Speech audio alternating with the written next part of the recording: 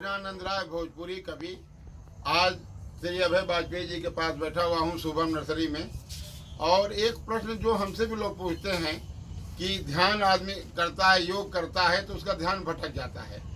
तो मैं वाजपेयी जी से निवेदन कर रहा हूँ कि दर्शकों को जो लोग देख रहे हैं बताइए कि कौन सा उपाय, क्या साधना करें कि इनका योग सफल हो, ध्यान न भटके। जब देखिए कभी भी कोई पूजा, उपासना, ध्यान किसी में बैठता है, जब अपने इष्ट के ध्यान करता है तो उसका क्या होता है, क्योंकि संसार में हमारा जो काम रुका होता है, जैसे मैं सुबह बैठूंगा पूजा तो लगेगा, ध्यान में बैठूंगा तो लगेगा ये काम रुका है। दिन भर हम फोन बैठ के देखते रहे, नहीं ध्यान आएगा, रील देख रहे नहीं आएगा।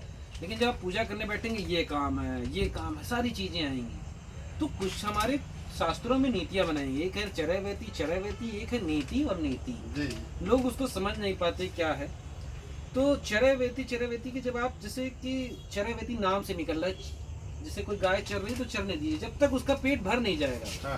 जैसे आप देख रही है घास का मैदान हो तब तक ही चरेगी जब तक कि उसका पेट भर जाएगा, जब भर जाएगा तो बैठ जाएगी, फिर नहीं चरेगी। तो चरैवेती यही है कि जब हम और आप जब ध्यान में, पूजा पाठ में, उपासना में बैठते तो हमारा मन आता है कि भाई ये चीज हमारा काम बाकी है, हमें ये करना है, हमें पैसा कमाना है, हमें ये गाड़ी खरीदनी है, हमें अपने परिवार के लिए इतना करना है, हमें अरबपति बनना है, खरबपति बनना है। तो अपने मन को जाने दीजिए कि हमें अरबपति बनना है, सोचिए हम हो गए। आपने गाड़ी खरीदनी थी, आपने हो गए। हमें देश को पूरा भ्रष्टाचार मुक्त करना तो हमने कर दिया। तो जब काम नहीं बचा, जब आपने जो जो करना चाह रहे थे, आपने उस मन को आपके भर लिया, मन आपका चाहता भाई ये खा लिया जाए, आपने सोचा कि हमने खा लिया, मनी की दूसरी तरह तो भटक रहा था, सुगंधर खुशबू आई, आपने लगा कि हमें गाड़ी खरीदनी। आप सोचिए कि हाँ हमारे पास 5 गाड़ियां वाली हो चुकी, हम महल में रह रहे हैं। जब आप सब कुछ हो चुका तो अब क्या होगा, आप जैसे वो गाय जब चर के बैठ जाती है, उसका पेट भर जाता है, वैसे आपका मन खाली हो जाएगा। अब मन कुछ करने के लिए बचा ही नहीं तो खाली हो जाएगा। तो चरैवेती यही है, यही चीज ओशो भी कह रहे हैं संभोग से समाधि की ओर, लेकिन लोग उनका मजाक उड़ा रहे हैं। आपका मन स्त्री के प्रति भटक रहा है, आपका मन पैसे के प्रति भटक रहा है और आप उसको दबाए बैठे, नहीं ना मुझे पैसा छूना बड़ा महापाप है, स्त्री को छूना महापाप है। आप उसको भोग के खत्म करिए। कम से कम मरते समय लोग ये लेके जा रहे हैं, मैं जाऊंगा तो ऊपर अप्सराएं मिलेंगी, हूरें मिलेंगी। अगर आपका भोग यही है तो इसको यही भोग लो। ये चरैवेती है। मन को एकाग्र करने के लिए आप अपनी, जो आपको लग रहा है कि जो जो इच्छाएं आपकी पूरी हो गई, आपका मन फिर कहाँ भटकेगा।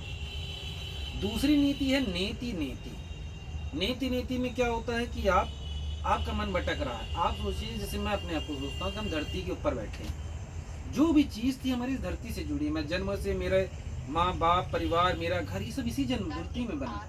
जब मैं मान लीजिए मर गया या मैं ऊपर धरती से ऊपर हूँ तो ये जो सब कुछ था यहीं का था। अब मेरी धरती की चिंताएं हैं, मुझे घर बनाना है, वो तो धरती का, मैं तो ऊपर हूँ, ये मेरा नहीं है। नीति मेरा परिवार ये मेरा नहीं है, ये तो यहाँ मिला। नीति ये मेरा नहीं है। ये पैसा कमाना ये मेरा नहीं है, जो इसको उसमें कहा जाता है इदम यज्ञाय इदम नमम, ये ईश्वर का है, ये मेरा नहीं है, तो उसको त्याग दीजिए। तो अगर जब आपको कोई ध्यान आ रहा है, सुबह बैठे पूजा में कि मुझे काम करना, ये ईश्वर के, मेरा काम नहीं है, ना ये मेरा शरीर है, ना ये मैं हूँ, तो आपका मन धीरे धीरे वो भी एकाग्र हो जाएगा। तो 2 चीजें, क्योंकि मन तो भटकेगा ही। भगवत गीता में कहा है कि जब मंदिर जाते हैं, हम लोग सोचते हैं मंदिर भगवान के घर जा रहे हैं, नहीं, मंदिर का नाम ही मन का द्वार। मनोजवम मारुत तुल्य वेगम जितेंद्रियम। सबसे जो कम ताकतवर है इंद्रियां हैं। इंद्रियां रस का स्वाद चखती हैं, स्वाद, सुगंध, स्पर्श, लेकिन ये किसके अधीन है, मन के। अब मन किसके अधीन है, बुद्धि के। अब बुद्धि किसके अधीन है, आत्मा की। तो जो गीता में दिखाया गया कि श्री कृष्ण भगवान घोड़े खींच रहे हैं, रथ चला रहे हैं, उसका सिंबल है, वो कसरे में घोड़े नहीं खींच रहे। इंद्रियां हैं आपकी घोड़े, वो चारों तरफ, 5 तरफ घोड़े दौड़ रहे हैं। जो लगाम है वो मन है, और जब मन को आप ईश्वर के हाथों सौंप देंगे तो आपकी विजय निश्चित है। तो ध्यान को केंद्रित करने के लिए 2 नीतियां हैं, नीति और चरैवेती। और कुछ पैसा आपको लगता है? बहुत बढ़िया। देखिए, मुझे पूरी उम्मीद है